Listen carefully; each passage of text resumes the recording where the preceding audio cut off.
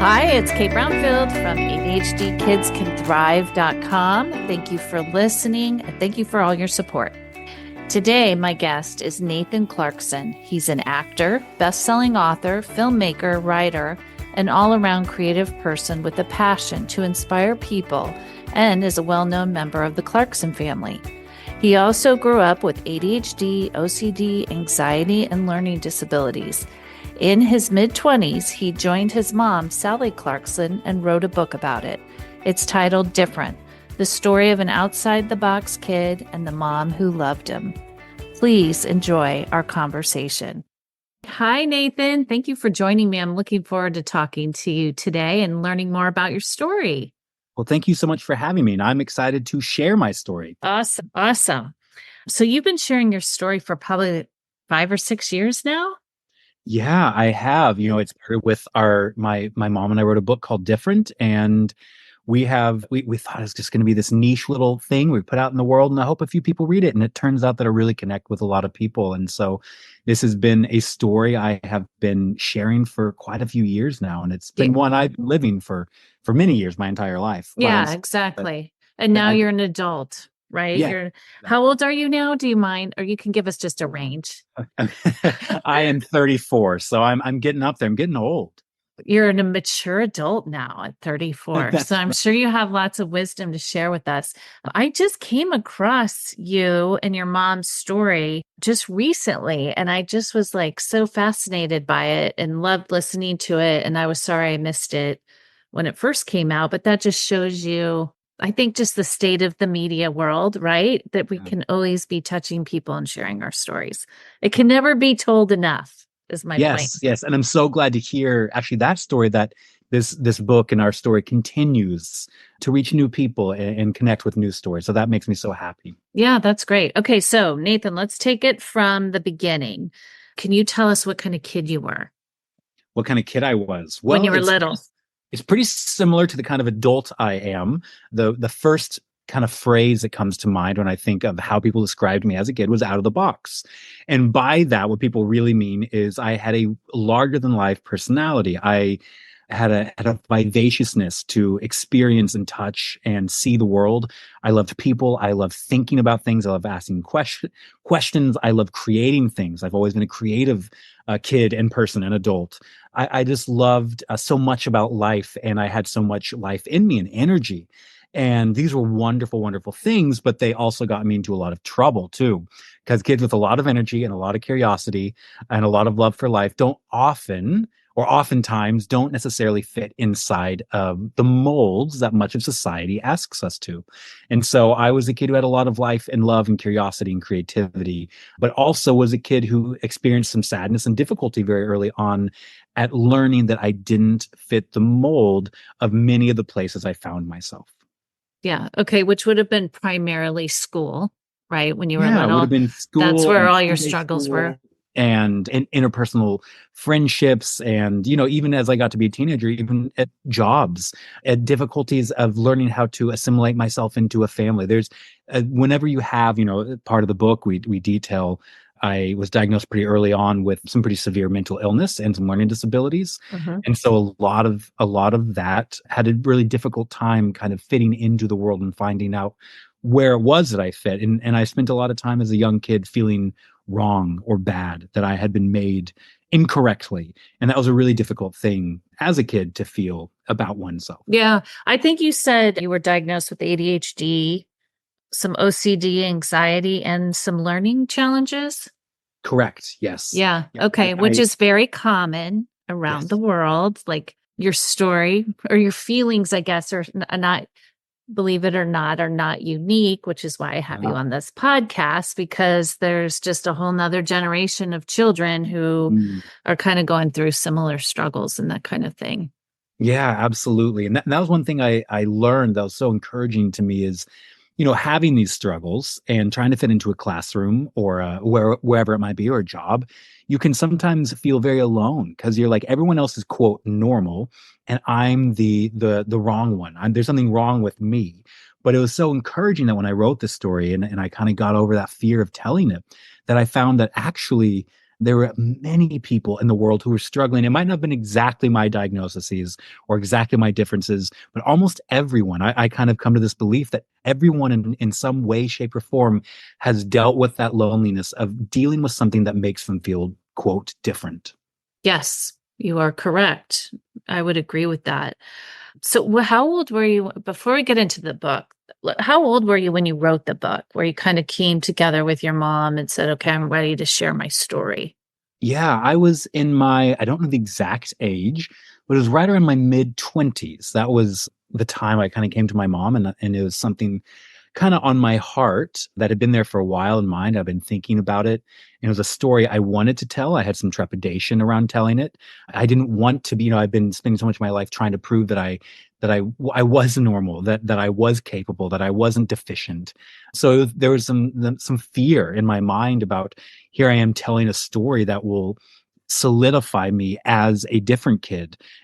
But there, it came to a point where I just really felt that it was the right thing to do, and something that was on my heart, and I really wanted to tell it. And I really wanted to tell it with my mom, because I wanted those two perspectives. I wanted the perspective of the kid who's growing up feeling different and struggling with those issues, and the mom who loves him and is on that journey with him. And so my mother and I wrote it together, and it's right around my mid 20s, a little while ago, that story kind of came to be, and I decided to put it into the world.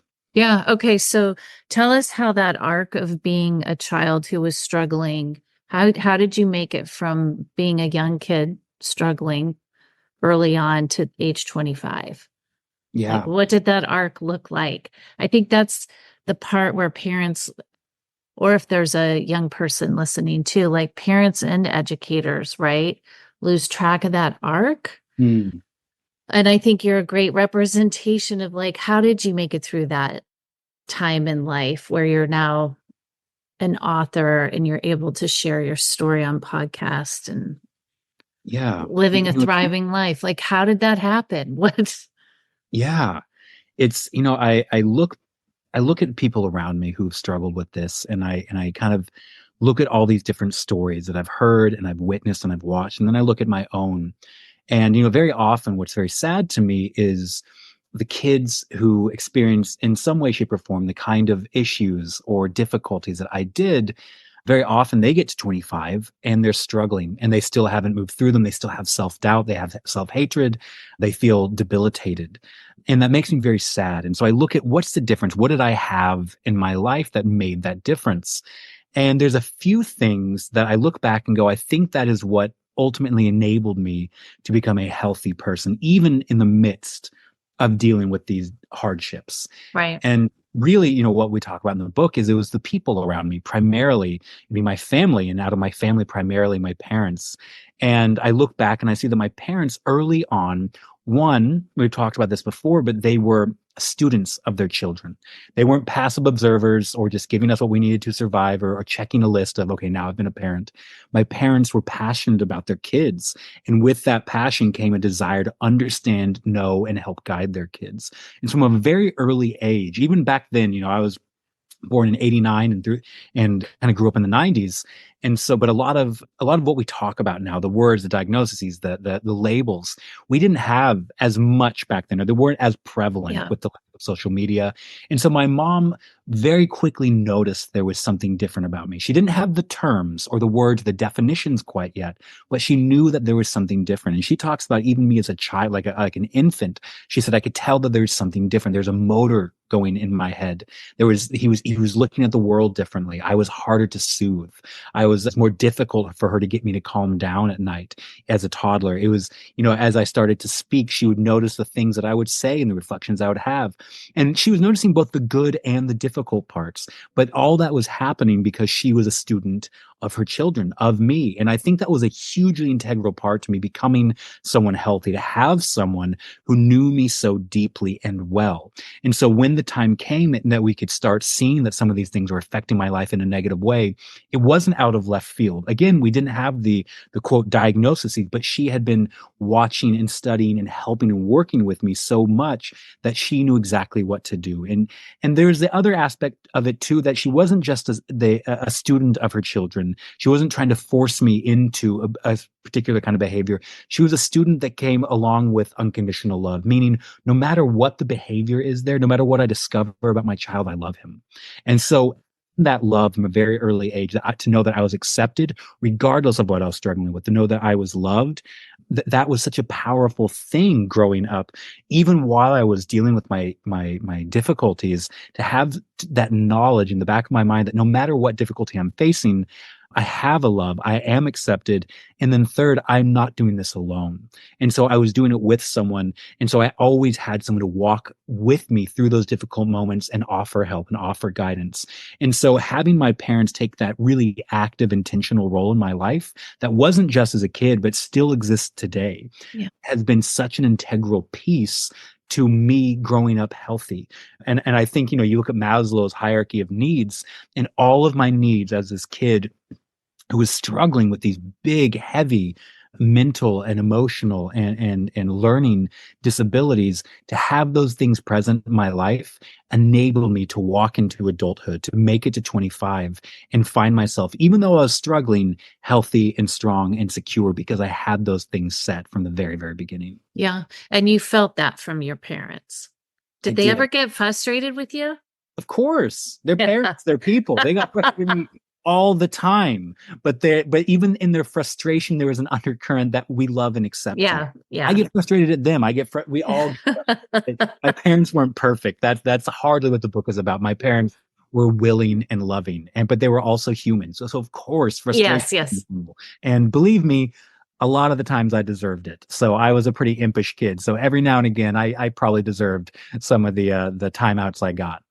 Yeah, but that's pretty special I was just trying to tap into kind of what the even though you were having these hard times, right, that your parents they were with you the whole time and loved you, even if you weren't showing that to them, right? Yes. At There the was no time. standard I had to reach or mold I had to fit to find their love and acceptance. Yeah. Yeah. That's special. That's great. Okay, so you and your mom came together then to write this book, which is called Different, the story of an outside of the box kid and mom who loved him. I think we talked a little bit about this, but how did you feel? What was your feeling about writing this book? Were you feeling at that age, ready? Yeah, I was. And that's why I wrote it. There was a time, like you said, kind of right around that time of 25, I kind of looked back and realized, oh, wow, I made it. I made it here. And of course, there's struggles and difficulties. And I'm always growing, but I had made it to a place where I had made it through really, really difficult times. And I'd found health and I'd found mental depth and I'd found success in my life. And I was looking back over all the difficulties I'd faced. And I was beginning to interact with different people who were really struggling and would tell me their stories of struggling as a kid. And very often they would struggle alone. And so what I realized is it wasn't so much about, I want to tell my story. And I did, that is part of it. But what it was is, man, if there are kids out there right now, if there are parents out there right now who have a different kid, if there are kids out there right now who are struggling with this, then I want to tell my story in hopes of offering some hope, some forward vision that it can work. And this is kind of our story of how we did it. But I got to a place where I was secure in myself and I felt healthy. And I wanted to offer anyone who was going to walk on that path a little bit of comfort and insight on how to walk that path. And that was the desire of my mother as well. She wanted to offer the mothers of the different kids a path and a hope that differences and difficulties are just part of being human, that there is hope for goodness and wholeness ahead. Yeah. Okay. And so what makes you and your mom and your story really special, which is why I wanted to invite you on as well, is that you talk about your spirituality. Right. Yeah. And how much of that plays a role in your development of your life, right? In your journey. And I think it's a piece when it comes to struggles in life, whether that be ADHD, mental struggles, whatever is going on. A person's spirituality can really eventually builds resiliency in a person, right? And helps them keep moving forward. So share with us how your spiritual life has contributed to your journey and to your overall health and turned you into this person trying to give hope to others. Yeah, it's for lack of a more interesting term or way to describe it, it was integral. The belief and understanding that God cared about me, that I was designed, that I was not an accident, that I was not a mistake, that he in scripture talks about he formed us in our mother's wombs, that I was intentionally designed. That just that reality that my mom gave to me and expressed to me reminded me that I was someone who had inherent value. No matter, and I had many days where I didn't feel that. I felt that I was messed up. I felt that I was wrong. I felt that I was broken. Whatever it might have been, but reminding me of that truth that I was designed by God for a purpose was integral to my growth and health. And it was also a source of life throughout the darker times and the good times. But to know that you're not walking this alone, to have that presence of God in your life. And I mean this both as a kid for me, to know that I had someone to go to vent to, who a loving father in heaven who could speak into the difficulties I was facing, remind me of who I was. And as well as my mom, who's struggling as a mom to figure out how to love this kid well when he has so many out of the box difficulties about him. But there was a place that both of us could go and find encouragement, find hope, and also find wisdom for how to keep on stepping. But that understanding of that I was designed for a purpose and I was loved, that affected everything of how we did things. And so spirituality both played a part then as I was growing up, and it plays a part now. It's something that anchors me. It's an objective reality that pulls me back to the path I've been made to walk. And it's something that I can't imagine living my life or having tried to go through that story without. And so you still practice your spirituality today? I do, To yes. this day. Yeah. Okay. Can you give the listeners kind of some tips on something? You know what? Can you share with us how you did it as a teenager or a young person, and then maybe how you do it as an adult, just to inspire people who are listening? Yeah, I think the most powerful thing that humans are made for, and this is backed up by science and data, the most powerful thing in shaping us and who we are and what we believe and how we see ourselves and how we see the world is relationship. And that we always try to come up with formula for your relationship, right? This is how you do relationship, but relationship is something that's very personal to us and it's very personal to the relationship. And so I wish I had like one way that this is how it's always looked, but to me, the thing that has been most powerful in my life, as far as my spirituality, has been forming and building a relationship with God. And that can happen through practice. And I found that I'm married, and our relationship is going to look different than anyone else's. But there is this idea of for me to have a relationship with my wife, it takes practice, and by practice I mean regular, systematic things that you do. And that is going on date nights, that is talking, that is whatever it might be. But those were the things I've been practicing for my entire life with God. And it's gone in different seasons, looked different, and different prayers at different times, and different books at different times, and different reading plans at different times. But ultimately what it comes back to is seeing my relationship with God, both in high school and now, as a relationship that needs to be fed and built. And there are different ways to do that. But for me, just to get practical, like, I know this is an old classic, but it's literally just taking time, even if it's 15 minutes, to talk to God, to share my struggles, to share my fears, my hopes, my dreams. And then when I don't have that time, when I'm busy or crazy or tired, I've learned this idea. And this is really something I began in high school too. I remember a pastor talked about the idea of text prayers. And by that, I mean, we have this idea that if we're going to pray needs to be for an hour and go over everything. And Yeah. now I've learned that sometimes the prayers under my breath when I'm walking into a room or dealing with something, or God, can you just be here with me? Or I'm really struggling, are some of the most powerful things, because it keeps that consistency. I'm always in contact with my creator. And so seeing my spiritual life as a relationship and not just a duty or a list of rules, but seeing it as a relationship has really been something that's been very effective in my life and brought me a lot of health, and continues to do so today.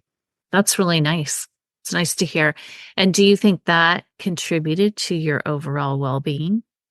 Oh, 100%. Having the ability to, even when the world is so overwhelming, my mind is overwhelming, to have something greater than me, who designed me, who knows me, to have that access to go to go to that place has been a constant sort of source of comfort and guidance in my life. And those are two things that I am always in sore need of. Yeah. Yeah. Great. Okay. So Nathan, tell us what you're doing now as an adult, because I think this is so interesting and fascinating. And we all just kind of I love hearing how people who have struggled are thriving in their adult life now. So please share what you're doing now. You got married. I did. I am married. Great. God bless her. She has to put up with a lot, but she loves it, which is great. But yeah, so I ended up, it's funny. I feel like I couldn't have done anything else. And like everybody who has unique minds, we talk about this in the book, who has unique struggles, I was always going to end up doing something unique that was unique to me, that was tailored to my life. And so now today, I do a few different things. All of them are in the creative world and space. First, I started out as an actor. So I got acting trained in New York, and then I moved to Hollywood, and I've been back and forth between New York City and Hollywood for about a decade and a half now. And so I am an actor. I act in TV shows and movies, and I get paid to play pretend, which is little Nathan. So fabulous, Nathan, right? would have been so excited to hear that he gets to do that. And okay, was that nurtured in you as a child? Was that nurtured to the theater?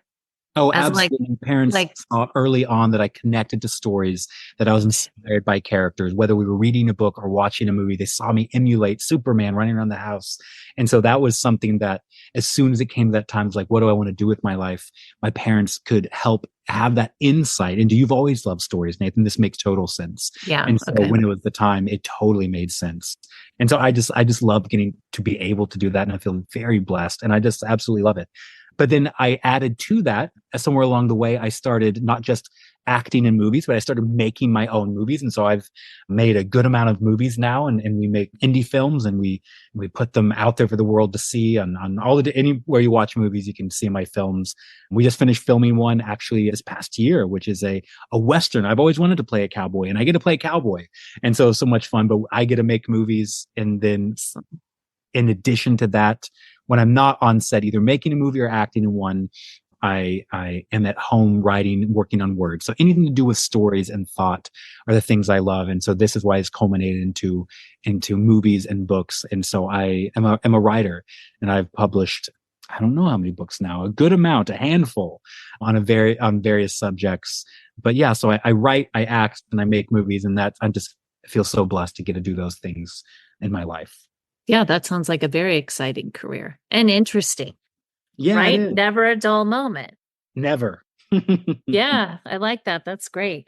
Okay, so Nathan, as we wrap up, what would be your overall words of wisdom for parents and educators who are working with ADHD kids who aren't always exactly fitting into the box in this moment? Yeah, I would say, man, there's so much I would say. How do I wrap up so much into a sentence? But I would kind of go with the title of the book is any expectation or image you have of who your kid is supposed to be. And I'm saying this to the kids too, any expectation, image you have of who you're supposed to be that's been put on you from whether it's family or school or the world, whatever it might be, try to gently begin to erase that and rather discover who God has created you to be, that it's okay to be unique. It's okay to be out of the box, that God has created us all uniquely, and unique and different is beautiful, and the world needs your uniquenesses. So start getting rid of those constraining ideas and boundaries in your head of what you have to be or what your kid needs to be, and start seeing them for the unique piece of art that they were created to be. Lovely. Beautiful. Thank you, Nathan. This was great. Amazing. Well, thank you so much for having me, Kate. You're welcome.